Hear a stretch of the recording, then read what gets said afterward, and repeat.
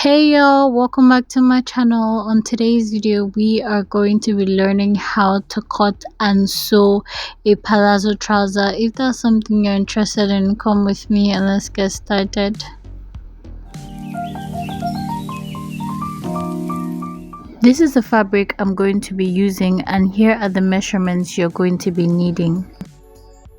So I'm going to go ahead and fold my fabric into two, which I already did, and I'm just going to measure out the difference from my waist to my hip, and I'll mark that out. Also notice that I went up by 2 inches. The 2 inches is a representation of what I want my band to look like. So I'm using a band of 2 inches. If you're using a band of 1 inch, do the same. So here we're going to measure out our crotch measurement. I'm going to place an image up on the screen here so you see how to do that. I'm going to also rule a horizontal line across. Then I'll go ahead and mark out my thigh measurement. Now the difference from my crotch to my thigh, that's what I'm talking about. So here I have 5.5. For me, you want to do your measurement on your body and then figure out what works for you.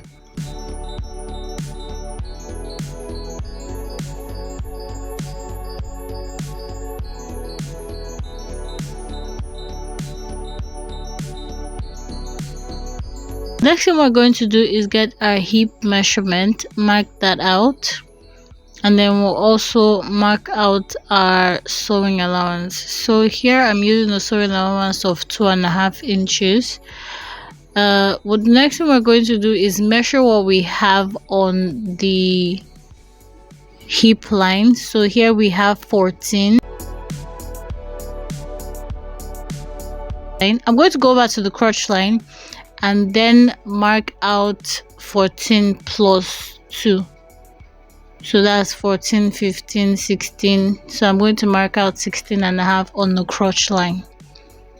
And then I'll just make a straight line across like so. Just in case you don't have a French curve, here's what you do. So you want to go on your crotch line, go up by 1 inch, and then make a mark there. That way you can get the perfect curve for your crotch line. Here I'm going to go ahead and measure my thigh measurement and also add our sewing allowance of 2.5 inches. You can use 1.5 inch, you can use 1 inch. It depends on the sewing allowance you're comfortable with at this point. So the next thing we're going to do is get our ruler and just make connections from the crotch line to our thigh line. Just want to make sure all the dots are meeting each other. Here we still want to go up by 2 inches to get the length of what we want the palazzo to be. So remember, you're still going to go up by 2 inches. Mark out the length of what you want your palazzo trouser pants to be.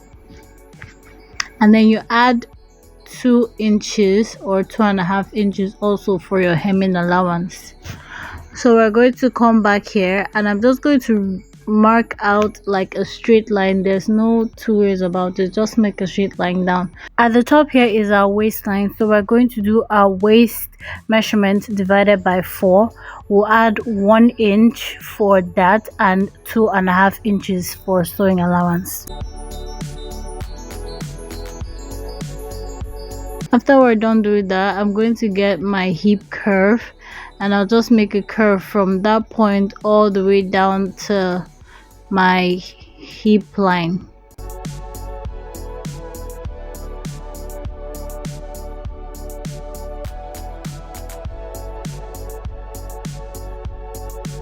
After doing that, we're going to go ahead and cut. Keep in mind that this is the front part of it.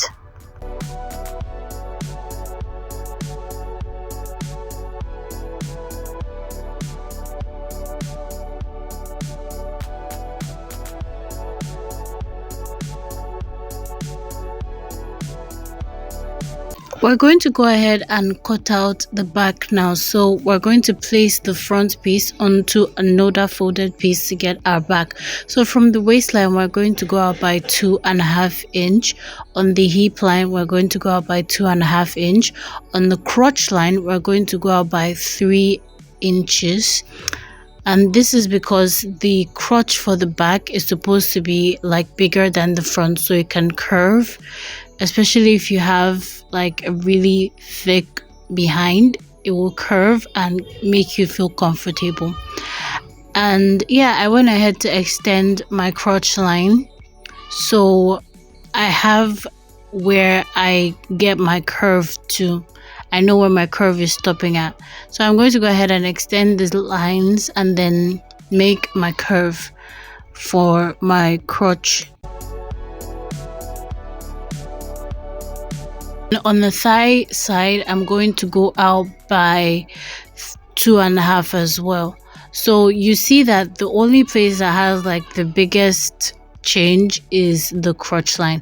I'm going to go ahead and put this together and then take it all the way down. Remember, we're making a palazzo, so everything has to be free.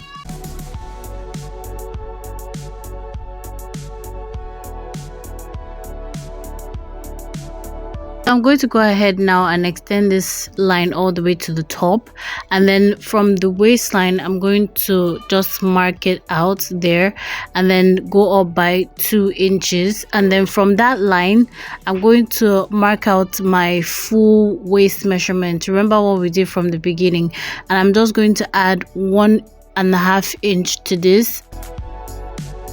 Place your tape on a slanted form and then just mark it out. I'm going to use my ruler to make sure that the slant rests its head and it's really clear for everybody to see, and that's what I'm doing right here.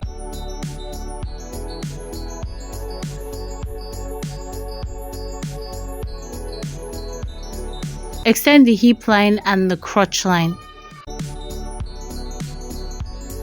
I'm going to go ahead and use my hip curve to connect the line from that line that we just created all the way to my crotch line. Just trying to make this pronounced so everybody can see it. Now we're done with that. That's everything for the back, and we're going to go ahead and cut.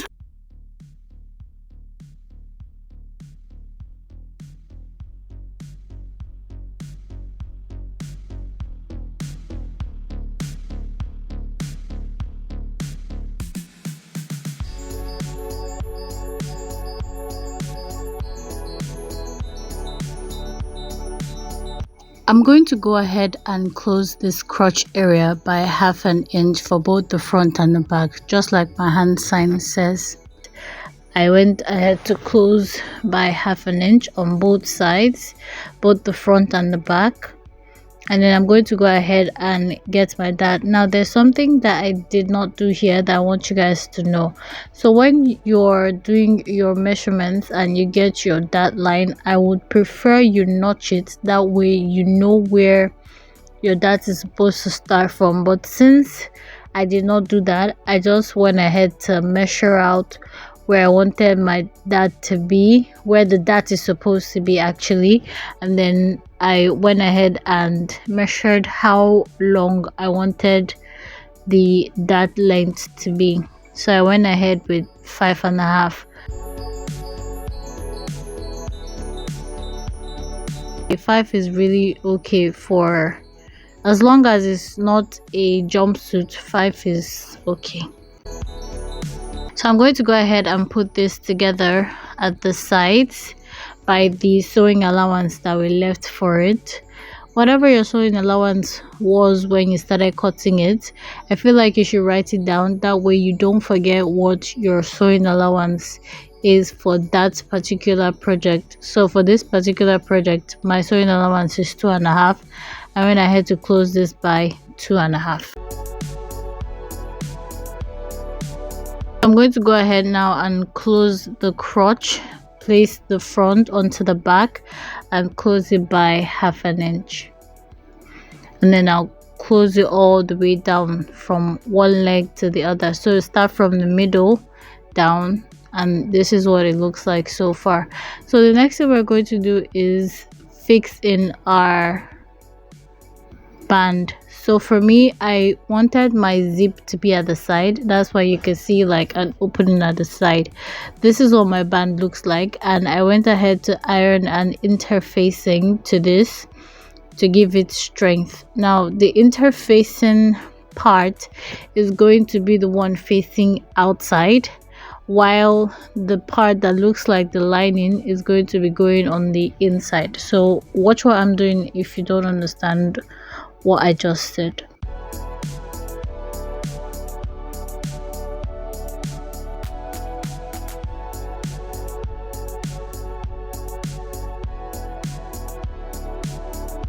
This is what it looks like, and this is the inside of it. I'm going to go ahead and attach my zip, and I'll show you guys what it looks like. Yo, this is how it came out looking on me. I really love the fit. I love how everything came out. It looks really beautiful. I hope you've learned something new, and I really do hope you try this out for yourself. This has pockets, but I did not show you because I'm going to be doing that in another video. With that being said, please do not forget to like, subscribe, and leave a comment down below. Don't forget to turn on your notification bell so you'll be notified when I post a new video. Don't forget to love yourself because I love you. Have a beautiful day or night, whichever it is you live for. Bye, honeys.